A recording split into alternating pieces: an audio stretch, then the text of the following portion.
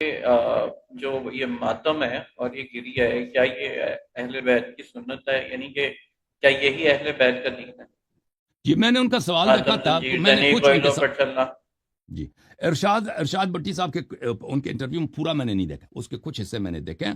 وہ یہ کہہ رہے تھے سوال یہ تھا ہاں کہ جو سوال جی کچھ، سر بولے میں آپ کو بتاتا ہوں، جو کچھ آپ لوگ کر رہے ہیں، یعنی کہ جو کچھ ہے یہ شیعہ حضرات کرتے ہیں جس نسبت سے جانے جاتے ہیں، کیا یہ اہل بیت دیکھ کر خوش ہوتے ہوں گے، یا یہ ان کا دین ہے، یا یہ وہ ساری زندگی کرتے ہیں؟ یعنی کہ ماتم، وہ کہہ زنجیر رہے تھے زنی، کہ کوئلوں پر چلنا، کالا ہاں لباس بالکل پہننا۔ من یازر الفقیم میں اس کا وہ ایک باقاعدہ ریفرنس بھی ہے کہ کالا لباس جو ہے وہ فرعون کا لباس ہے، صحیح فرما رہے ہیں، تو صحیح اس فرما رہے اس سے اجتناب کرنا چاہیے۔ ہیں۔ دیکھیں تو یہ ان کا ایک سوال تھا۔ دیکھیں اہل بیت علیہ السلام سے محبت کرنا جی ہاں بالکل، خدا اس سے راضی ہے، رسول صلی اللہ علیہ وسلم راضی ہے، اور اہل بیت علیہ السلام کے ماتم پہ رونا گریہ کرنا یہ تو رسول صلی اللہ علیہ وسلم کی سنت ہے۔ اور رسول اللہ صلی اللہ علیہ وسلم نے نزول مصیبت سے پہلے امام حسین علیہ السلام پہ بلند آواز سے روئیں۔ اس کا جو شخص مذاق اڑاتا ہے اس کے ذہن میں یہ ہوتا ہے کہ ایک بری چیز ہے، وہ شخص وہ کیسے مسلمان ہے؟ ٹھیک ہے نا؟ جو شخص یہ کہتا ہے کہ آپ روتے ہیں کیا اہل بیت اس سے خوش ہوں گے، اس کے ذہن میں کیا چیز ہے؟ اس کے ذہن میں یہ ہے کہ ایک تو فضول چیز ہے نا، تو یہ فضول چیز اس کو پتہ ہونا چاہیے کہ اس کے اپنی کتابوں میں صحیح احادیث کے ساتھ رسول اللہ صلی اللہ علیہ وسلم نے بلند آواز کے ساتھ رویا ہے، ایسے رویا ہے کہ لوگ ان کی آواز کو باہر سے سنتے تھے، گلی سے ان کو آواز سنائی دیتی تھی۔ اور یہ اس وقت کی بات ہے جب امام حسین علیہ السلام ان کے گود میں ہوتے تھے، ابھی کھیل رہے ہوتے ہیں، امام حسین علیہ السلام کی شہادت کو یاد کر، شہادت سے پہلے ان کی شہادت کو یاد کر کے رسول صلی اللہ علیہ وسلم اس طرح روتے تھے۔ ان کی اپنی کتابوں میں نے اس کو بہت سارے وسائل کے ساتھ، ریفرنسز کے ساتھ ہمیشہ محرم سے پہلے میں نے دکھائے، میرے سپیچز یہاں پہ موجود ہیں۔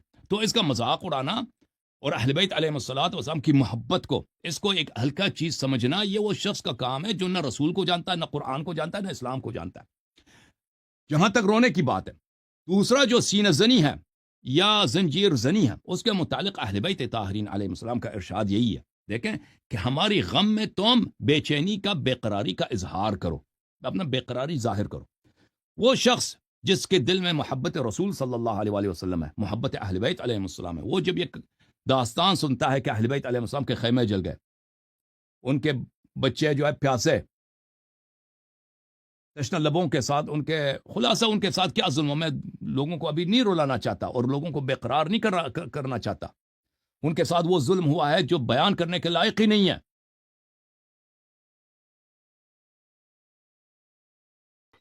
کوئی شخص اگر سوچے کہ اگر اس کے اپنے بیٹے کے ساتھ یہ ہو، تو اس کا جوان بیٹا اس کے آنکھوں کے سامنے، اس کا سر بدن سے تشنہ ہونٹوں کے ساتھ بدن سے جدا کیا جائے، وہ زخموں سے چور چور، تو وہ خود کیسے روئے گا؟ وہ خود کیسے اپنے سر پہ پیٹے گا؟ یہ ارشاد بٹی اگر یہ انسان ہے، اگر اس میں انسانیت نام کا عاطفہ موجود ہے، اگر یہ اس کے دل میں انسانوں والا کوئی، اس کے سینے میں انسانوں والا دل ہے، احساس ہے، تو اس کو سوچنا چاہیے کہ اگر اس کے اپنے بیٹی کے ساتھ وہ ظلم ہو تو یہ خود کیا کرے گا؟ چیخے گا نہیں، سر پہ مارے گا نہیں، ٹھیک ہے نا؟ تو ہم اہل بیت طاہرین علیہ الصلوۃ والسلام کے غم میں وہ جس طرح غم منانا چاہیے ہم نہیں کر سکتے، اس کا حقدانی واقعا ہم شرمندہ ہیں۔ میں خود رسول اللہ صلی اللہ علیہ وسلم کے سامنے بہت شرمندہ ہوں کہ جس طرح ہمیں غم کا اظہار، کیوں اس غم میں ہم مرے کیوں نہیں؟ یہ غم اتنا عظیم ہے۔ سن کر کہ اہل بیت علیہ السلام کے ساتھ یہ ہوا، یہ ظلم اس امت نے کیا، اور ارشاد بٹی صاحب جن کو رضی اللہ کہتے ہیں انہیں لوگوں نے کیا۔ تو رسول دیکھیں ہم نصوص کے پابند ہیں، نصوص فرماتے ہیں اہل بیت علیہ السلام کے غم میں اور ان کی عزا میں تم بے قراری کا اظہار کرو۔ میں بے قرار جب ہوتا ہوں کسی کے غم میں، تو یہ صرف نہیں کہ میرے آنسو آتے ہیں، میں چیختا بھی ہوں، وہ کلیجے سے چیختا ہوں، سینے پہ مارتا ہوں، صورت پہ بھی مارتا ہوں، سر پہ بھی مارتا ہوں، پشت پہ بھی مارتا ہوں، ٹھیک ہے نا؟ تو یہ باتیں اگر کوئی شخص تظاہر کر رہا ہوتا ہے، کوئی شخص اگر دکھاوے کے لیے یہ کام کر رہا ہے کہ بھئی وہ سینہ زنی کر رہا ہے، دکھاوے کے لیے وہ زنجیر مار رہا ہے، دکھاوے، وہ غلط ہے، وہ ریاکاری کر رہا ہے۔ لیکن لوگوں کے دلوں کا حال اللہ جانتا ہے، اور اللہ ان کو جانتا ہے کہ کون محبت اہل بیت علیہ السلام میں عزاداری کر رہا ہے اور کوئی شخص ریاکاری کر رہا ہے۔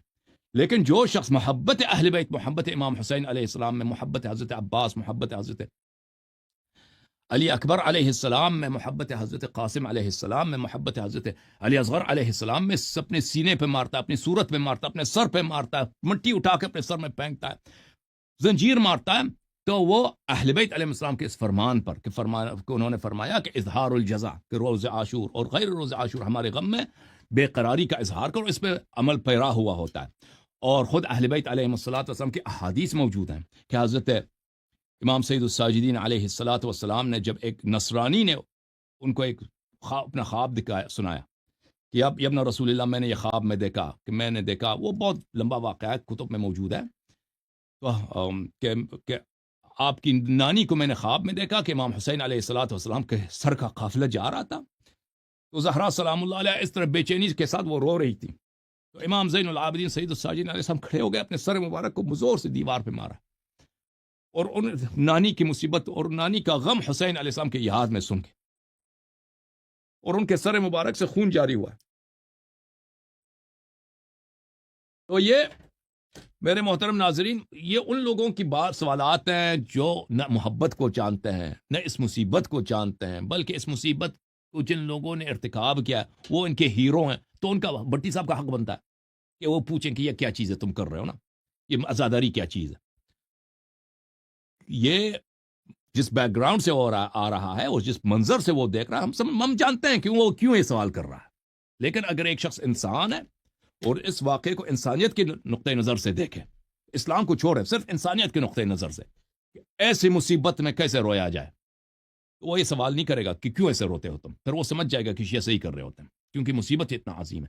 لیکن جب اسلام کے دائرے سے دیکھتے ہیں کہ یہ تو وہ افراد ہیں جن کی محبت کل ایمان ہے، تو پھر تو کوئی یہ سوال کر ہی نہیں سکتا، جی پھر یہی ہوگا کہ ہم شرمندہ ہیں، یا رسول اللہ ہم شرمندہ ہیں کہ ہم نے عزاداری کا حق، محرم آیا محرم گیا، عاشور آیا عاشور گیا، ہم نے حق ادا نہیں کیا، جس طرح ہمیں رونا چاہیے تھا، جس طرح ہمیں بے چین ہونا چاہیے تھا اس مصیبت میں، ہم ادا نہیں کر سکے، یا رسول کبھی ادا نہیں کر سکے، یا رسول اللہ آپ اپنے کرم سے ہمیں معاف کیجیے۔ جی سر بولیں مزید۔ سر آپ نے ایک بڑی اچھی، اچھا ایک اور چیز انہوں نے پوچھا ہے نا کالا کپڑے پہننے کا، کہ یہ دیکھیں یہ کالا کپڑا پہننا رسول صلی اللہ علیہ وسلم کے زمانے سے مصائب میں یہ رواج تھا، ان کے احادیث ان کے اپنی کتب میں صحیح اسانید کے ساتھ موجود ہے کہ یہ مذاق اڑا رہے ہیں۔ دیکھیں فرعون کا علامہ صاحب نے اچھا جواب دیا، شہنشاہ نقوی صاحب نے اس شخص کو بہت اچھا جواب دیا کہ دیکھیں جو شخص ریگولرلی، وہ اپنا یونیفارم تھا نا فرعون کا، بھئی عباس کا یونیفارم ہی بلیک کلر تھا، یونیفارم بناتا ہے بلیک کلر، یہ غلط ہے، لیکن کسی مقصد کے لیے اگر کالا لباس پہنا جائے وہ غلط نہیں ہے۔ یہ کتاب مسند احمد بن حنبل بتحقیق شیخ حمزہ احمد الزین، چاپ دار الحدیث القاہرہ، یہ جلد نمبر ہے 18، یہاں پہ ملاحظہ کریں صفحہ نمبر 558 ہے، حدیث نمبر ہے 27341۔ اسماء بنت عمیس کہتی ہے کہ جب جعفر طیار علیہ السلام کی شہادت ہوئی، اتانا نبی صلی اللہ علیہ وسلم، نبی کریم صلی اللہ علیہ وسلم ہمارے گھر آئے، اسماء جناب جعفر علیہ السلام کی وائف تھی، آپ کی شوہر کا انتقال، شہادت ہو گئی، تو وہ آ گئے ہمارے گھر، فرمایا قومی، کڑی ہو جائیں آپ، البسی ثوب الحداد 3، 3 دن آپ نے کالے لباس پہنے، آپ کی شوہر کی شہادت ہو چکی ہے، 3 دن آپ نے کالے لباس پہنے، ثم اصنعی ما شئت، اس کے بعد آپ جو مرضی کریں، 3 دن تک آپ نے کالے لباس پہنے۔ اچھا یہ ثوب الحداد کس کو بولتے ہیں؟ یہ تہذیب اللغہ ہے لأبی منصور محمد ابن احمد الازہری، جزء 12، صفحہ نمبر 436 میں ملاحظہ کریں، اسماء بن عمیس کی حدیث، لما اصیب جعفر امرنی رسول اللہ صلی اللہ علیہ وآلہ وسلم فقال تسلبی 3 ثم اصنعی ما شئت۔ تسلبی سے کیا مراد ہے؟ ای البسی ثیاب الحداد السود، حداد بولتے ہیں مصیبت، تسلبی کا کیا مطلب ہے؟ یعنی آپ مصیبت کے اور عزا کے کالے لباس 3 دن تک پہن لیں۔ اچھا یہ کتابیں نہیں ہیں، یہ کتاب صحاح ہے، تاج اللغہ و صحاح العربیہ، جوہری صاحب کی بہت مشہور معروف بہترین کتاب ہے۔ والحداد ایضا ثیاب المعتم السود، وہ احمد کا اپنے حدیث دیکھا نا، البسی الحداد ثوب الحداد ثلاثا، رسول صلی اللہ علیہ وسلم نے اس سے فرمایا کہ 3 دن تک آپ نے حداد کے کپڑے پہنے. حداد کس کو بولتے ہیں؟ ثیاب المعتم السود، ماتم کے کالے کپڑے، اس کو حداد بولتے ہیں. لسان العرب لابن منظور الافریقی جلد نمبر 3 چاپ دار الصادر، یہاں پہ ملاحظہ کریں میرے محترم ناظرین، والحداد ثیاب المعاتم السود، یہ کالا کپڑے پہننے کو کہتے ہیں. اچھا، اس کے علاوہ میں آپ کی خدمت میں عرض کروں کہ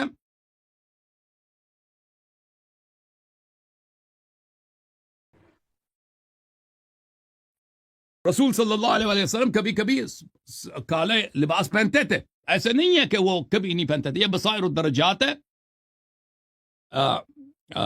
جو شیخ کتاب ہے، صفار صاحب کی کتاب ہے، یہاں پر صفحہ نمبر 304 میں ملاحظہ کریں، فرمایا کہ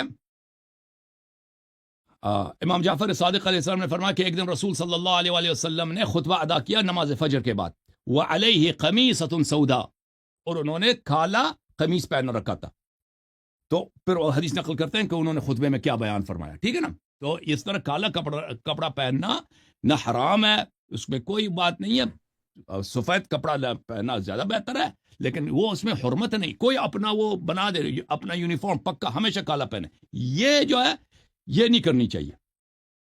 اور پھر دیکھیں، جہاں تک اس کی بات ہے کہ ماتم میں کالا کپڑا پہننا، وہ تو اہل بیت علیہ السلام کی حدیث ہے کہ آپ کی خدمت میں دکھاؤں کہ وہ انہوں نے مصیبت میں کالے کپڑے پہنے. یہ کتاب محاسن احمد بن محمد بن خالد برقی رحمہ اللہ کی، یہ صفحہ نمبر ہے 420، حدیث نمبر ہے 195. لما قتل الحسین بن علی علیہ السلام، جب ہمارے آقا ہمارے سرور سید الشہداء امام حسین علیہ السلام کی شہادت ہوئی، لبسنا نساء بنی ہاشم السواد، اہل بیت طاہرین علیہ السلام کی صاحب مرد تو سب شہید ہو گئے تھے نا، صرف خواتین رہے، انہوں نے کالے کپڑے پہنے. اچھا، وکان علی بن الحسین یعمل لہن الطعام للمآتم، اور ہمارے مولا امام زین العابدین علیہ السلام ان کے لیے، خواتین کے لیے، ان کے لیے وہ کھانا بناتے تھے، ان عزاداروں کے لیے. وہ خود خدمت کرتے تھے ان خواتین کی کہ یہ عزادار ہیں، انہوں نے بہت داغ دیکھے ہیں، بہت غم دیکھے ہیں. مولا خود خدمت کرتے تھے، کھانا بناتے تھے اپنے پھوپھیوں کے لیے، اپنے بہنوں کے لیے، اپنے والد صاحب کے بیواؤں کے لیے، اور جو دوسرے شہداء تھے ان کے بیواؤں کے لیے، ان کے اہل خانہ کے لیے انہوں نے کالے کپڑے پہنے تھے. ٹھیک ہے نا؟ تو ہم شیعہ اگر مصیبت میں کالے کپڑے پہنتے ہیں، ہمیں فخر ہے کہ کس کی محبت میں، کس کے عزا میں پہنتے ہیں. ٹھیک ہے نا؟ رسول صلی اللہ علیہ وسلم کی نور عین کے عزا میں پہنتے ہیں، اور اہل بیت علیہ السلام کی یہ سنت ہے. جی سر. اچھا سر، اس کے اگلا سوال ہے کہ کیا تمام جو شیعہ ہیں وہ صحائے ستہ کو مانتے ہیں؟ دیکھیں، ہمارے بھائی جو ہیں شہنشاہ صاحب، ان کی کچھ مجبوریاں ہیں، وہ بعض باتیں کھل کے شاید نہیں کہہ سکتے، اور بعض یہ ہوتا ہے کہ ان کا کام بھی نہیں ہے نا. ان کو ہمارے جو اسپیچ دینے والے لوگ ہیں، یہ سب باتیں، یہ سوال جواب، یہ عقائد صحیح طرح سے بیان کریں. یہ اسپیچ دینا محرم میں 10-15 مجالس پڑھنا یہ اور بات ہوتا ہے، اور پھر سب باتیں صحیح طرح سے جس طرح اہل بیت علیہ السلام نے بیان کی ہے، ان کے مواقف کے اور ان کے مواضع کے مطابق بیان کرنا، یہ الگ بات ہے. اچھا، یہ کتاب ہے وسائل الشیعہ لشیخنا الحر العاملی رحمہ اللہ. یہ جلد نمبر کون سا ہے بھائی؟ جلد نمبر ہے 27، صفحہ نمبر 75 ہے.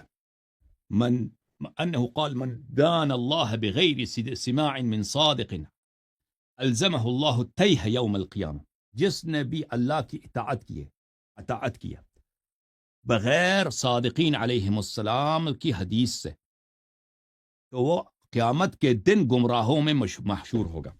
یہ ایک حدیث. رسول صلی اللہ علیہ وآلہ وسلم کی حدیث ہے، یا علی انا مدینۃ العلم وانت بابها، یا علی انا مدینۃ العلم وانت بابها، علم کا شہر میں ہوں، دروازہ آپ ہیں، ٹیچر آپ ہیں، بیان کرنے والے آپ ہیں. تو ہم نے باب سے لینا، دروازے سے لینا، ٹھیک ہے نا، ٹیچر سے لینا، جس کو اللہ رسول صلی اللہ علیہ وسلم نے ٹیچر بنایا. دوسروں سے نہیں لینا، دیوار اور چھت وغیرہ سے آ کے وہ چور ہوتا ہے. فمن اتى الباب وصل، جو دروازے سے آتا ہے وہ پہنچ جاتا ہے. یا علی انت بابی الذی اوتی منہ وانا باب اللہ، یا علی آپ میرے دروازے ہیں، کوئی اس راستے سے آ جائے تو مجھ تک پہنچ جاتا ہے، اور میں اللہ کا راستہ ہوں، جو مجھ تک پہنچ جاتا ہے میں اس کو اللہ تک پہنچاتا ہوں. فمن اتانی من سواک لم یصل الی، جو آپ کے علاوہ کسی اور طریق سے آنا چاہتا ہے وہ کبھی مجھ تک نہیں پہنچ سکتا. ومن اتی اللہ من سوایا لم یصل الی اللہ، اور جو میرے طریق کے علاوہ کسی اور سے اللہ سے پہنچنا چاہتا ہے وہ کبھی اللہ تک نہیں پہنچے گا. پھر امام جعفر صادق علیہ السلام کا فرمان ہے، امام محمد باقر علیہ السلام، کل ما لم یخرج من هذا البیت فهو باطل، جو بھی حدیث آپ کو ملے جو اہل بیت علیہ السلام کی درگاہ اقدس سے نہیں آیا ہے وہ باطل ہے. یہ کتاب اختیار معرفت الرجال لشیخنا الکشی رحمہ اللہ، یہاں پر یہ حدیث ملاحظہ کریں ہمارے آقا امام کاظم علیہ السلام سے، لا تأخذن معالم دينك من غير شيعتنا فإنك إن تعديتهم أخذت دينك عن الخائنين. کبھی دین کے کسی بھی حصے کو، چاہے وہ عقائد میں ہو، حلال و حرام میں، اخلاق میں، کسی بھی امور میں ہو، غیر شیعہ سے آپ نے نہیں لینا. جو شیعہ روات ہیں، شیعہ محدثین ہیں، ان سے لینا آپ نے. اگر ان کے علاوہ کسی اور سے لے لیا تو آپ نے خائنین سے، غداروں سے آپ نے دین لیا. الذین خانوا اللہ ورسولہ صلی اللہ علیہ وآلہ، جنہوں نے اللہ سے غداری کی، رسول صلی اللہ علیہ وسلم سے غداری کی. وخانوا اماناتهم، جنہوں نے امانتوں سے خیانت کیا.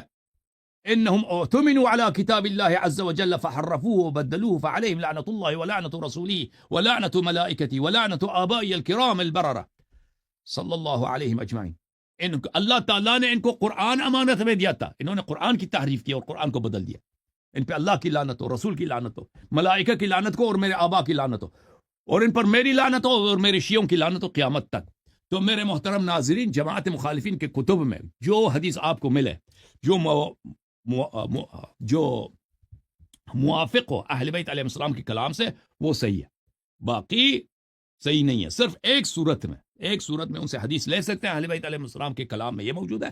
اگر کسی مسئلے میں آپ کو اہل بیت علیہ السلام سے کوئی حدیث نہ ملے تو آپ جماعت مخالفین کے کتب میں ان احادیث پر جنہوں نے ان کو امیر المؤمنین علی علیہ السلام سے نقل کیا، مثلا وضو کا مسئلہ ہے، یا طلاق کا مسئلہ ہے، یا فرض کریں خرید و فروخت کا کوئی مسئلہ ہے، جو اس میں آپ کو شیعہ حدیث نہیں، اہل بیت علیہ السلام کی کوئی حدیث نہیں ملتی، تو آپ ان کے کتب میں وہ حدیث اگر وہ امام علی علیہ السلام سے نقل کریں اس پہ آپ عمل کر سکتے ہیں. یہ اہل بیت علیہ السلام کا فرمان ہے اور کسی طرح ان کے سے احادیث لینا جائز نہیں ہے. جی سر. ٹھیک ہو گیا، آپ نے اس کے اوپر نا بہت اچھا تفصیل بتا دیا.